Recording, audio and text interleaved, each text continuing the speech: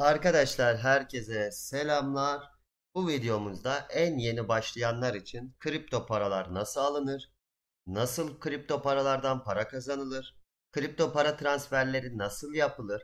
Ve yeni başlayanlar için kripto paralar hakkında ve kripto para borsaları hakkında merak edilen soruları böyle tane tane yavaş yavaş anlatmaya çalışacağım. Videoyu sonuna kadar izlerseniz arkadaşlar sorularınızın hemen hemen hepsine cevap bulacağınızı düşünüyorum. Çünkü bu sorular arkadaşlar uzun zamandır gelen sorular üzerine çekme kararı verdim. Bu sorulardan derledim. Şimdi ilk önce kripto para almak için işin biraz mantalitesine gireceğiz arkadaşlar. Çünkü ben bu işi hani yeni başlayanlar için size öğretmek istiyorum. Öğrenmeniz için de arkadaşlar ezberden biraz daha uzak durup işin mantalitesini anlamanızda fayda var. Onun için ilk önce şöyle bir liste oluşturdum arkadaşlar. Şimdi almak istediğimiz bir mal var. Yani almak istediğimiz bir şey var ve sahip olduğumuz bir şey var. Bu bütün piyasada böyledir arkadaşlar. İlk örneğimiz ne arkadaşlar? Ben elma almak istiyorum. Pazara gideceğim.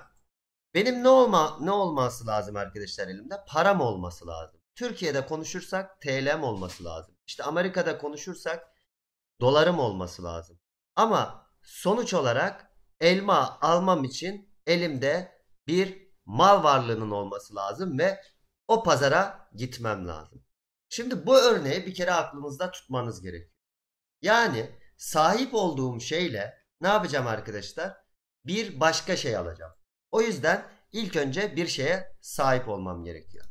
Şimdi hemen yavaş yavaş başlayalım arkadaşlar. İlk adımımız kripto para almak için adımlar. Bunlardan bahsedeceğim. Şimdi arkadaşlar kripto para almak için nasıl elma almak için manava gidiyorsak kripto paraları almak için de kripto paraları satan, öyle söyleyeyim, satan borsalara gitmemiz gerekiyor. O yüzden ne yapmamız gerekiyor? İlk adımımız borsalarda hesap açmak arkadaşlar. Şimdi sorulardan bir tanesi şu. Birçok borsa var. Biz bunların hangisine üye olmalıyız? Neden üye olmalıyız? Bunlar güvenli mi sorusu. Arkadaşlar genel olarak Türkiye'de BTC Türk, Paribu gibi siteler oldukça yaygın kullanılmakta. Bunun sebebi şu arkadaşlar. Bunlara havale ve EFT yoluyla, yani çünkü elinizde bir şey olması gerekiyor ya, elinizde TL var. Havale ve EFT yoluyla hızlı bir şekilde para transferi yapabiliyorsunuz. Hal böyle olunca arkadaşlar ne oluyor? Bu borsalar oldukça fazla kullanılıyor.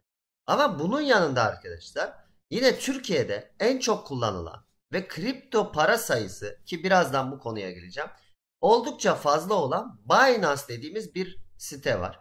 Bu sitede alım satım nasıl yapılır birazdan zaten göreceksiniz. Burayı da oldukça fazla kullanacağız. O yüzden ilk adım olarak size aşağıda 2 adet link vereceğim arkadaşlar. Birisi trbinance.com. Bu Binance'ın Türkiye özel borsası. Bir tanesi de normal binance.com global. Bu her ikisinde de arkadaşlar size komisyon indirimleri sunacağım ve sunduğum komisyon indirimleri bu borsaların maksimum komisyon indirimleri. Eğer referanssız birlikte kayıt olursanız sonradan komisyon indirimi alma şansınız yok. Komisyon nedir konusuna da değinelim arkadaşlar. Komisyon borsaların her işlem karşılığında aldığı bir miktardır arkadaşlar. Yani bir aracılık bedeli olarak düşünün. Binance borsası için düşünürsek arkadaşlar her 1000 TL'lik işleminizde sizden binde bir, yani 1 TL oranında komisyon alır. Aşağıdaki verdiğim linkler aracılığıyla kayıt olduğunuzda ise bu komisyonu gördüğünüz gibi Binance'da %20, TR Binance'da da %10 ödersiniz. Yani her 1000 TL'lik için Binance'da 80 kuruş ödersiniz 1 lira ödemek yerine. TR Binance'da da 90 kuruş ödersiniz arkadaşlar. Çokça kez işlem yapacağınız için kümülatif olarak komisyon indirimleri oldukça önemlidir.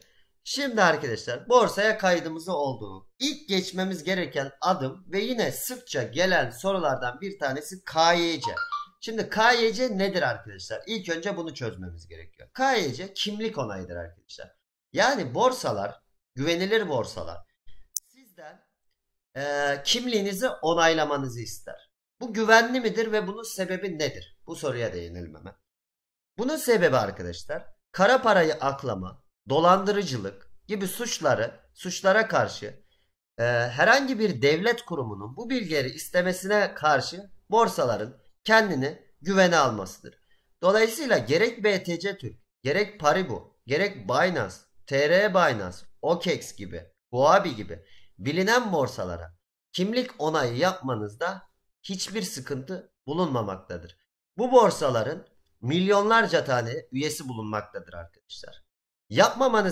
Bu noktada yapmamanız gereken şey, adını bilmediğimiz, hiç duyulmayan dolandırıcı sitelerden uzak durmaktır. Bunlara üye olmayı bırakın. Kesinlikle kimlik bilgilerinizi bilmediğiniz kurumlarla paylaşmayın.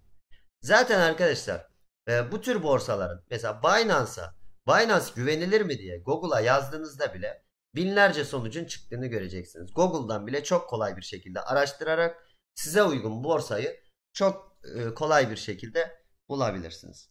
Şimdi ne yaptık arkadaşlar? Elimizde bir para vardı.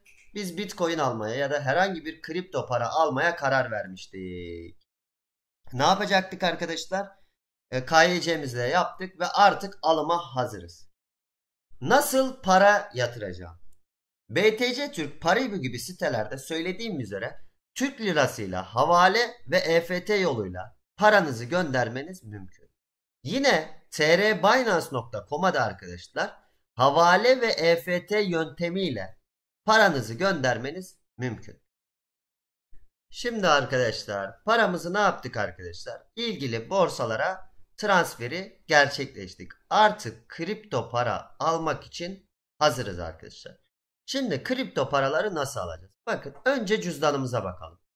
Gördüğünüz gibi trbinance.com Türk lirasıyla işlem yapılabilen ve Türk lirası yatırılabilen, az önce söylediğim gibi bir borsa.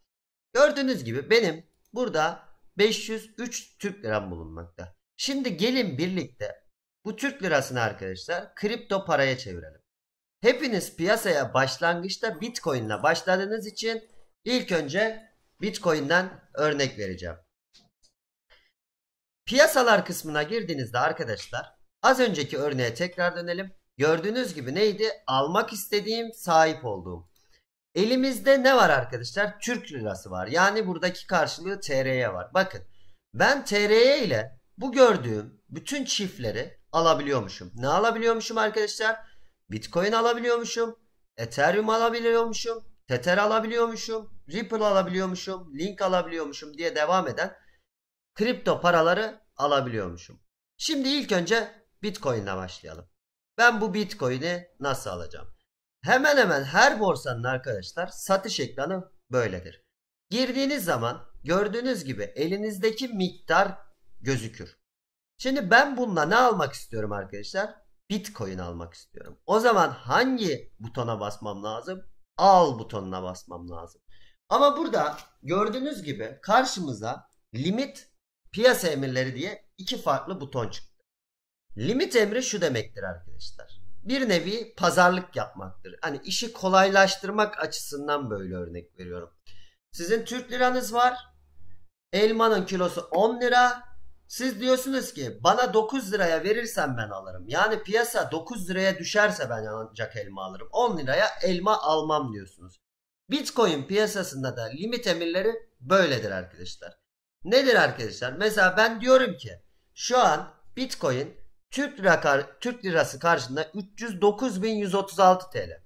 Ben diyorum ki örneğin 300 bine düşerse Bitcoin, ben paramın tamamıyla, isterseniz tamamıyla arkadaşlar alabilirsiniz. İsterseniz bir kısmıyla alabilirsiniz. Ben diyeyim ki %100'üyle Bitcoin alayım. Bakın BTC satın ala bastım. Gördüğünüz gibi Bitcoin'in fiyatı henüz 300.000 TL'ye düşmediği için bu bir açık emirdir arkadaşlar. Açık emir gerçekleştirilmemiş emir anlamına gelir. Yani henüz 300 bine gelmeyen piyasada henüz bir Bitcoin almadınız. Dolayısıyla Türk liranız gitmedi. Açık emirlerde arkadaşlar buradaki Türk lirası azalmasına rağmen bu işlem gerçekleşinceye kadar Türk liranızın değeri kaybolmaz. Bu emri istediğiniz zaman iptal edebilirsiniz. Beklemeniz durumunda arkadaşlar, eğer ki 300 bin liraya piyasa düşerse bu paranızın karşılığında verdiğiniz emirdeki, bir daha verelim. Bakın bir daha verelim. Verdiğiniz emir karşılığındaki tutarda Bitcoin'iniz hesabınıza yansır. Yeni girenlerin özellikle en çok kullandığı buton ise piyasa butonudur arkadaşlar. Piyasa butonunu da şöyle örneklendirebiliriz. Siz pazara gidiyorsunuz. Elma ne kadar diyorsunuz? 10 lira. O zaman ben 10 liraya alıyorum diyorsunuz. İşte diyorsunuz ki muz ne kadar? 12 lira. Ben 12 liraya hemen alıyorum diyorsunuz. Piyasa butonu da bu işe yarar arkadaşlar. Şu anki Bitcoin'in piyasa fiyatı ne olursa olsun ben alıyorum demektir. Bakın buraya %100'e bastık. Hemen alalım arkadaşlar. Bakın gördüğünüz gibi arkadaşlar ne oldu? Türk liram gitti ve karşılığında BTC geldi. Bunu da nereden gördüm arkadaşlar? Bakın gördüğünüz gibi işte bugün ayın kaçı? 8 Ocak'ta saat 19.10'da piyasa fiyatından ortalama 308.516 TL'den bu kadar bir Bitcoin aldın ve bu kadar paran gitti ve bu emrin gerçekleşti demektir. Piyasaya ilk defa giren arkadaşların bu şekilde Bitcoin alması oldukça kolaydır. Şimdi bu işin bir de satış kısmına geçelim arkadaşlar. Elimizde bir Bitcoin var. Yani bir miktar Bitcoin var. Bu arada Bitcoin'de arkadaşlar bir tane almanız şart değildir.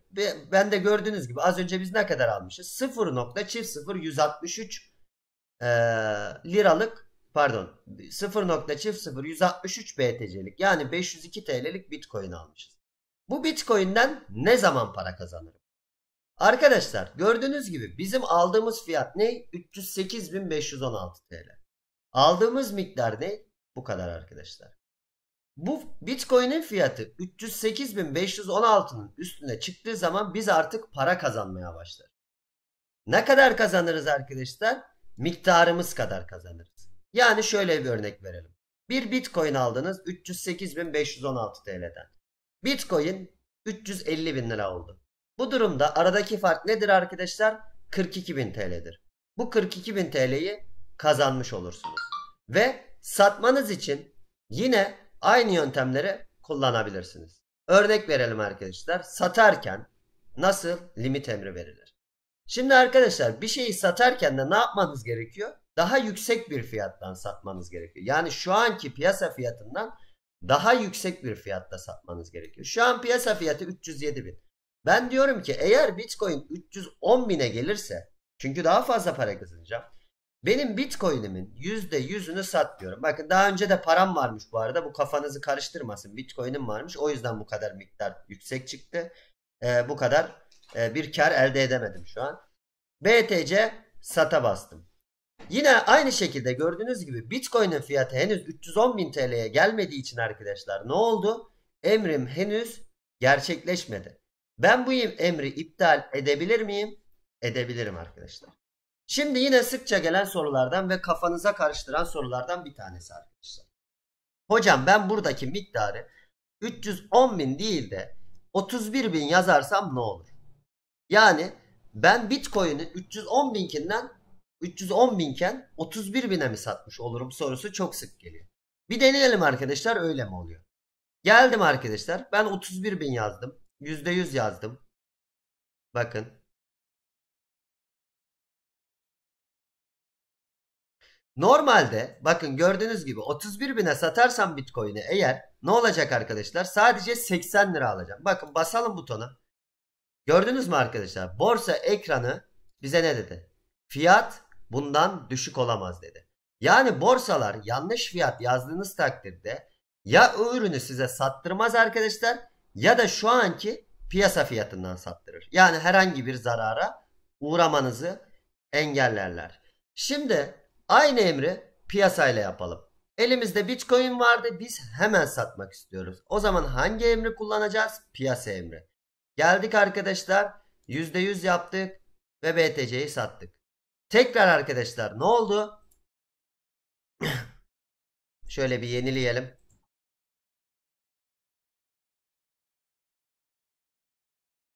Gördüğünüz gibi arkadaşlar 308.120 TL'ye emrimiz gerçekleşti ve 795 lira, işte komisyon da var biliyorsunuz arkadaşlar, hesabımıza geldi. Artık biz Bitcoin'imizi satıp Türk lirasına geçmiş olduk arkadaşlar. Bütün kripto paraları aynı mantıkla hızlıca alıp satabilirsiniz. Şimdi gelen sorulardan bir tanesi şu arkadaşlar. Biz neden başka borsalara kripto para transferi yaparız ve borsalar arası Türk lirasıyla transfer mümkün müdür? Arkadaşlar, Türk lirası bir para birimidir. Bir kripto para değildir. Dolayısıyla Türk lirasını herhangi bir borsadan herhangi bir borsaya transfer edemezsiniz. Yani TR Binance'dan Binance'a ya da BTC Türk'ten Binance'a ya da BTC Türk'ten Paribu'ya, hiç önemli değil. Türk lirası para transfer etmeniz mümkün değildir. Ancak kripto paraların transferi mümkün olur arkadaşlar. Şimdi neden kripto paraları transfer ederiz sorusuna gelmeden önce şu soruyu da cevaplamak istiyorum. Çünkü bu da inanılmaz sorulan ve inanılmaz yanlışa düşülen şeylerden bir tanesi. Yeni gelen arkadaşlar genellikle işte Paribu, BTC Türk, TR Binance gibi borsalarda BTC aldıktan sonra bunu mesela Binance'a, yani Binance'ın global sayfasına transfer ediyor. Bu ilk piyasaya girecekler için oldukça yanlış bir tutum. Hocam neden yanlış Bitcoin transfer etmek derseniz, arkadaşlar bazı kripto paraların transfer hızları diğerlerine göre yavaştır ve masraflıdır arkadaşlar. O yüzden siz Bitcoin transfer etmek yerine USDT, Ripple gibi paraları transfer edebilirsiniz. Bunun için de ne yapmanız gerekir arkadaşlar? Mesela ben şu an TR Binance'dan normal Binance'a para transfer etmek istesem, amacım zaten Bitcoin almak değil mi? İlla Bitcoin alıp oraya transfer etmem gerekmiyor. Ne yaparım arkadaşlar? İlgili para birimini Binance'a transfer ederim. Hem hızlı bir şekilde transfer ederim. Zaten bu ücretsiz bir olay, bu iki borsa birlikte olduğu için. Ama başka bir borsa olsaydı arkadaşlar çok yüksek bir ücret çıkacaktı. O yüzden hem ücretten şey yaparım ve en önemlisi hızlı transfer ederim. Çünkü yeni gelen arkadaşlar sürekli Bitcoin transferi yaptığı için saatlerce beklemek zorunda kalıyorlar. Zaten piyasaya yeni girmişsiniz. Zaten hiçbir şeyi bilmiyorsunuz ve yeni yeni öğrenmeye çalışıyorsunuz. Bir borsadan bir borsaya kripto para transferi yapıp saatlerce sürmesi çok canınızı sıkar. Bunu anlayabildiğim için buna da değinmek istedim arkadaşlar. Bu durumda ben ne yaparım o zaman arkadaşlar? Ne transfer etmek istiyorsam onu gider aynı şekilde alırım. Benim burada transferde genellikle tercih ettiğim yöntem USDT dediğimiz, USDT dediğimiz para birimidir arkadaşlar. Bakın aynı mantıkla ben Türk lirası karşılığında, bakın piyasadan, bunu bir daha anlatmama gerek olduğunu düşünmüyorum. Çünkü az önce anlattık. Bitcoin almakla aynı mantık arkadaşlar. Buraya düşmesini bekliyorum.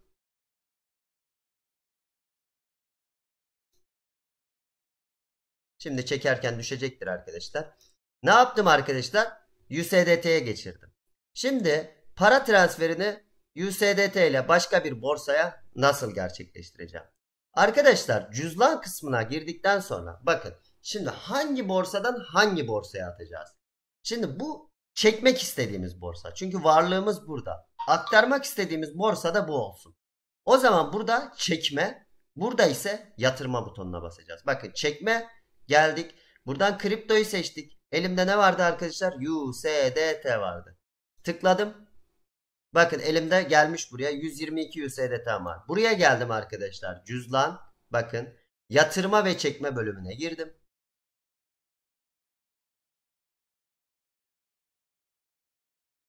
Buradan bu sefer neye basacağım arkadaşlar? Yatırma butonuna bastım. Gördüğünüz gibi ne yatıracağım arkadaşlar?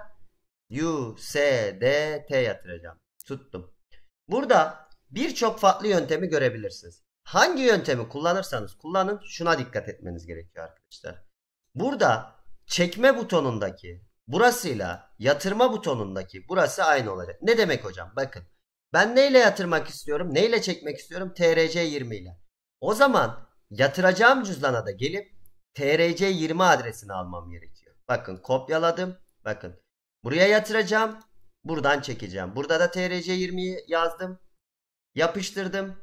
Diyelim maksimum. Bakın işlem ücretinin 0 olduğunu görürsünüz. Gönder dedim ve çektim. Bu şekilde Bitcoin yerine USDT, Ripple gibi para birimlerini transfer ederseniz daha hızlı bir sonuç alırsınız. Şimdi bu noktada gelen yine borsa kısmına gidelim arkadaşlar. Gelen sıkça sorulardan bir tanesi de şu. Bir kripto parayı neyle aldığımın önemi var mı? Bu çok sık geliyor arkadaşlar. Aslında ileri düzeyde önemi olsa da ben size çok basit şöyle bir örnek vereceğim arkadaşlar. Sizin elinizde BTC varsa artık BTC vardır arkadaşlar. Bitcoin'iniz vardır. Yani siz bir elma var arkadaşlar. 2 tane aynı bir elma var. Ya da altın var. Altın daha güzel bir örnek olur arkadaşlar.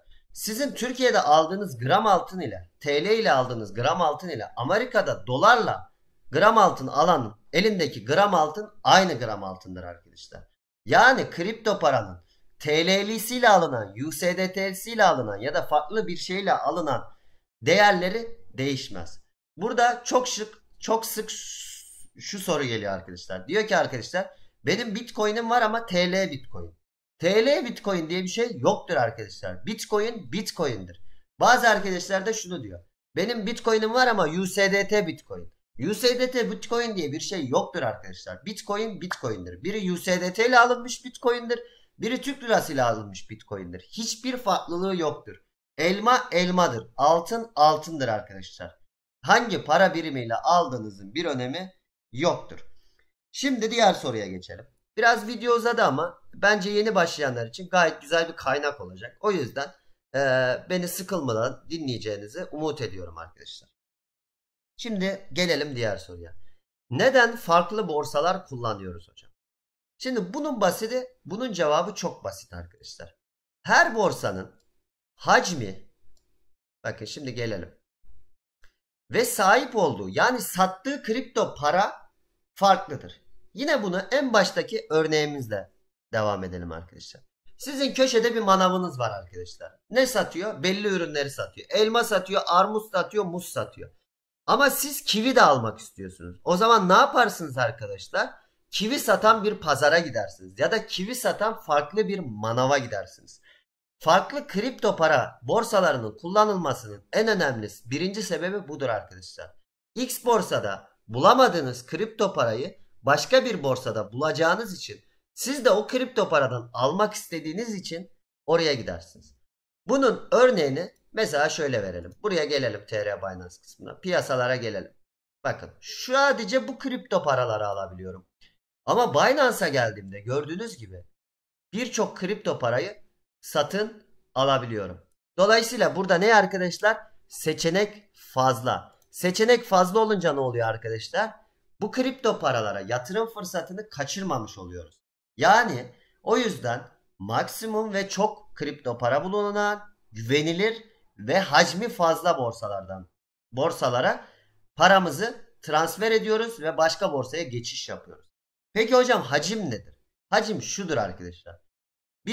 Bir yere gidiyorsunuz, bir mal satıyorsunuz, hızlı bir şekilde satabiliyor muyum? Burada bir alıcı var mı? Hacim demek budur arkadaşlar. Binance gibi, Binance.com gibi borsalarda birçok alıcı ve birçok satıcı olduğu için işlemlerinizi hızlı bir şekilde gerçekleştirebilirsiniz. O yüzden biz Binance.com'u neden kullanıyormuşuz? Birincisi çok fazla ürün çeşidi varmış ve bu sayede fırsatları kaçırmıyormuşuz. İkincisi arkadaşlar neymiş? Elimizde var olan kripto paramızı hızlıca alabiliyor ya da satabiliyormuşuz. Şimdi arkadaşlar neden farklı borsalar kullanıyoruz sorusunda da cevap verdik arkadaşlar. Bunun yanında transfer sürecini anlattık. Neden BTC yerine başka kripto parayı kullanmamız gerektiğini anlattık. Ve son olarak da zaten şu soru var. O soruyu da cevaplayayım transferde. Hesap adım farklı transfer yapabilir miyim sorusu. Yani bu şu arkadaşlar. Benim X bir borsada BTC Türk'te BTC'm var. Ben orayı Barış ismiyle açtım. Sonra gittim Binance'da da bir hesap açtım. Buradaki ismim de Ali. Ya da arkadaşımın hesabı. Ben buraya kripto para transferi yapabilir miyim? En çok sık gelen sorulardan bir tanesi de şu arkadaşlar. Ben mesela BTC Türk'te mailim farklı maille açtım. Binance'da farklı maille açtım. Transfer yapabilir miyim? Arkadaşlar, istediğiniz kişiye, istediğiniz hesaba kripto para transferi yapabilirsiniz. Kripto para transferlerinde sizin ne isminiz gözükür ne mailiniz gözükür. Az önce gösterdiğim gibi arkadaşlar, ne önemlidir? Yatırma ve çekme adresleri. Yani siz, arkadaşınız size burada bir çekme adresi verirse, bir yatırma adresi verirse pardon, siz buradan arkadaşınıza da para gönderebilirsiniz. Aynı şekilde farklı mail ya da farklı isimlerde para göndermek kripto paralarda mümkündür arkadaşlar. Umarım faydalı bir video olmuştur. Bu videonun birinci serisiydi. Şöyle birinci serisiydi. Aslında her şeyi anlattım sizlere ama yine bu videonun altına sorular gelirse arkadaşlar memnuniyetle ikinci kısmını da çekerim arkadaşlar. Bu nedenle kanalımıza abone olmanızı bekliyorum. Yine yeni başlayanlar için teknik analiz videoları sıfırdan anlatmış olacağım. Dediğim gibi aşağıda TR Binance ve Binance benim en çok kullandığım iki borsanın kayıt linklerini, indirimli, komisyon indirimli kayıt linklerini bıraktım. Bunlardan üye olabilirsiniz arkadaşlar. Hepinizi çok seviyorum. İnşallah yeni başladığınız için güzel kazançlar elde edersiniz diyorum. Görüşmek dileğiyle.